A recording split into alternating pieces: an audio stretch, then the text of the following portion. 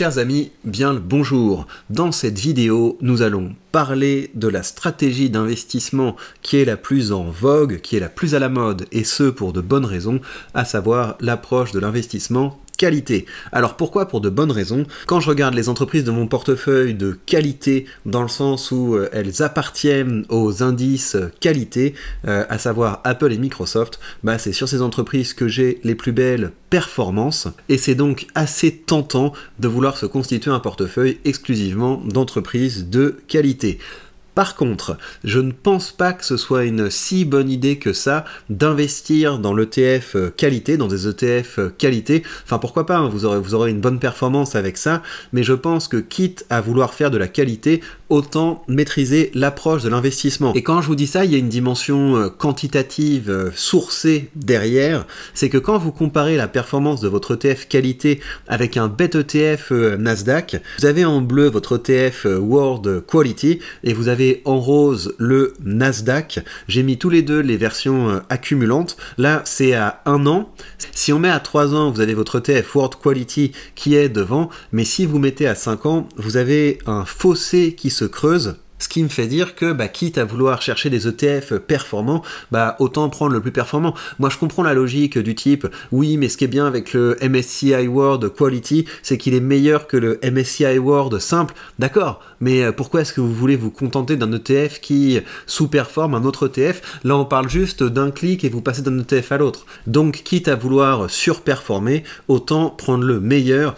Par contre, je pense qu'il y a des choses à retirer de l'approche qualité pour ce qui est de votre stock picking. Alors, en quoi consiste l'approche qualité? Une manière de voir comment ça fonctionne, c'est tout simplement d'aller regarder la méthodologie de l'indice qualité, et ils prennent 3 variables fondamentales pour sélectionner les entreprises qui méritent d'appartenir à cet indice. Vous avez un haut retour sur investissement, ce qu'on appelle le ROE, et donc l'idée c'est est-ce que l'entreprise dans laquelle vous investissez est capable de vous apporter un bon retour pour chaque euro que vous apportez à son capital. Donc c'est effectivement un critère qui est très important de savoir si vos capitaux sont bien investis dans l'entreprise. Vous avez ensuite le critère de la stabilité dans la croissance des bénéfices. À chaque fois, je me fais avoir quand je lis earnings, j'ai envie de traduire par revenu, mais c'est bien les bénéfices dont il est question, et vous avez besoin finalement d'entreprises qui ont peu de dettes. Si on regarde les plus grosses positions dans cet indice, vous avez Nvidia, Microsoft, Apple, Meta, Lilly, ah oui c'est Healthcare, d'accord, Visa, Alphabet, Novo Nordisk, Broadcom et ASML. Donc avec ça, vous avez des belles entreprises de qualité, et ce que je vous propose de faire, c'est de regarder les finances de certaines de ces entreprises et de les comparer avec une entreprise de quasi-qualité. Quasi-qualité, j'ai pris Dassault Systèmes. Pourquoi Dassault Systèmes? Parce que c'est une entreprise, j'ai souvent hésité à investir dedans, parce qu'elle a un profil intéressant, mais vous allez voir que quand vous comparez une boîte comme Dassault Systèmes avec des entreprises vraiment full quality, vous vous rendez compte qu'il y a quand même quelques petites nuances qui devraient vous inviter à préférer la vraie qualité. Alors, on va prendre Visa. Tiens, ça fait longtemps que j'ai pas regardé Visa. Quand on regarde les finances de l'entreprise, on commence par regarder le ROE. Le ROE est très impressionnant. Donc vous voyez, ça veut dire qu'ils sont capables, quand vous leur donnez 1 euro, ils sont capables de vous rendre 1,33 €. Et ce qui est fou, c'est que non seulement le ROE est très élevé, mais ils sont capables d'améliorer le ROE au fil du temps. Donc c'est tout à fait spectaculaire. Alors, deuxième chose qui est importante, c'est la croissance des bénéfices. Une manière dont vous allez pouvoir vérifier ça, c'est le BNA, le bénéfice net par action. Et là, pareil, vous avez donc là, on est trimestriel, mais on va regarder peut-être annuel, comme ça, ce sera plus net. Et quand on regarde le bénéfice net par action, effectivement, ça grandit tranquillement année après année. Et si on regarde la dette, je crois qu'il n'y a pas de dette sur Visa. Ouais, c'est ça, il y avait un petit peu de dette. Si je ne m'abuse, ce ratio, donc c'est un ratio dette sur bénéfice, et ça vous donne une idée de combien de temps l'entreprise mettrait à rembourser sa dette si elle décidait de consacrer son bénéfice au remboursement de la dette. Donc quand vous avez un ratio de 1, je crois que ça veut dire que l'entreprise mettrait 1 an si elle décidait de se focaliser sur sa dette. Et là, quand vous avez quelque chose aux alentours de 0,2, ça veut dire qu'elle mettrait 2 mois. Et là, ça veut dire que Visa, si Visa décidait de rembourser sa dette, elle mettrait quelques semaines. Je suis pas absolument sûr de ce que je vous dis, mais ça vous donne un petit peu une idée de la mécanique qu'il y a derrière. Donc, on a avec Visa une entreprise qui est très joli et je comprends quelque chose dans cet indice de qualité. Et quand vous regardez le niveau de valorisation, vous avez un niveau de valorisation qui est... C'est pas tellement élevé que ça, hein. Quand on voit la qualité de l'entreprise, je vais regarder quand même le PER du SP500. Le PER du SP500 est à 26, donc je vous rappelle, hein, le PER c'est une mesure de la valorisation, rapport entre la valorisation et les bénéfices de l'entreprise. Et donc avec Visa, on est légèrement au-dessus du ratio du SP500, mais on n'est pas beaucoup au-dessus. Alors on compare avec Dassault Systèmes, et déjà première chose, c'est que vous voyez que Dassault Systèmes a étrangement un PER qui est relativement élevé, et après donc quand on regarde selon les mêmes critères, regardez le ROE de Dassault Systèmes, c'est très bien, quand vous avez un ROE de 20%, vous dites bah voilà, vous donnez 1 euro, on vous rend 1,20 €, vous avez non seulement un ROE qui est faible en comparaison de celui de Visa, et surtout vous avez quelque chose qui a plutôt tendance à stagner année après année. Donc c'est bien, ça se maintient, mais on voit une différence qui se dessine avec Visa. Au niveau de la dette, c'est pareil. On n'a pas ou peu de dette, donc ça veut dire qu'on a des finances saines. Et quand on regarde le bénéfice net par action, vous avez une assez belle croissance. Et donc ce qui me fait dire qu'avec Dassault Systèmes, vous êtes dans de la quasi-qualité, c'est vraiment le ROE, parce qu'on voit que Visa se détache véritablement sur ce point-là.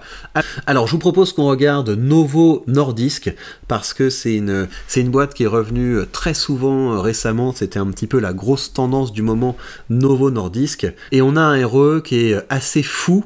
C'est moins joli comme courbe de croissance que la courbe de croissance qu'on a sur Visa, mais le ROE est tout à fait spectaculaire.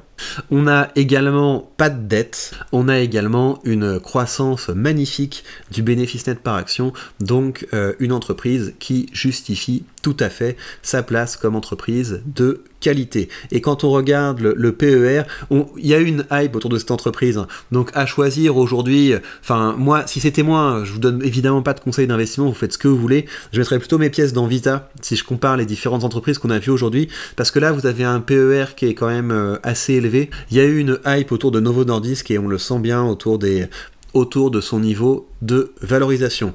Alors, on va se regarder une petite dernière pour la route. On va regarder Nvidia, parce que Nvidia, c'est une entreprise qui est quand même assez fun. On regarde le ROE, donc pareil, voilà, là on est sur quelque chose qui est peut-être un petit peu plus spéculatif, parce que ça fait des bons. On a un ROE qui est élevé, mais entre un ROE de 34 et un ROE de 88, il y a quand même une grosse différence, donc on est sur quelque chose qui peut tanguer. Pas de dette sur Nvidia, et au niveau du bénéfice net par action, bah, j'imagine qu'on a également quelque chose de spectaculaire et de mouvant. Oui, c'est ça, on avait un...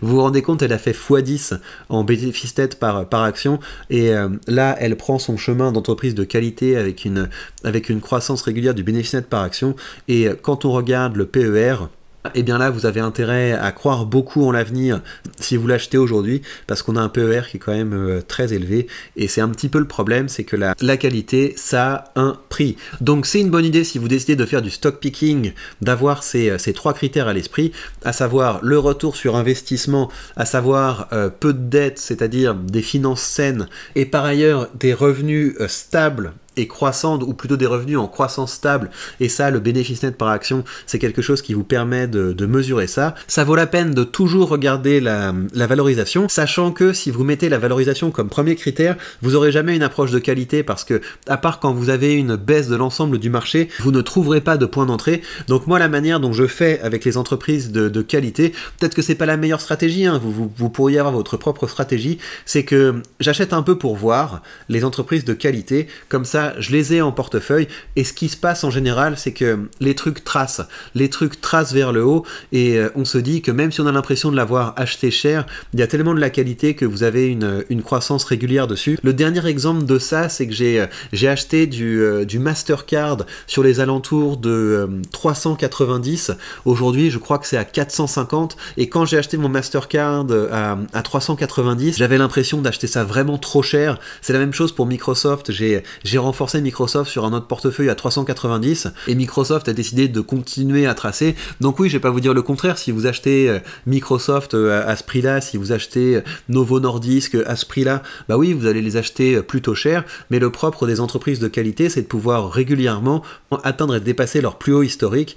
Donc voilà, moi en tout cas, c'est comme ça que je fais. C'est les entreprises que je trouve très belles, j'en achète un petit peu en portefeuille pour voir, et si l'opportunité se présente, je vais renforcer la position. Mais si on attend que ce soit pas cher, bah par définition, on n'entre jamais dans les entreprises de qualité.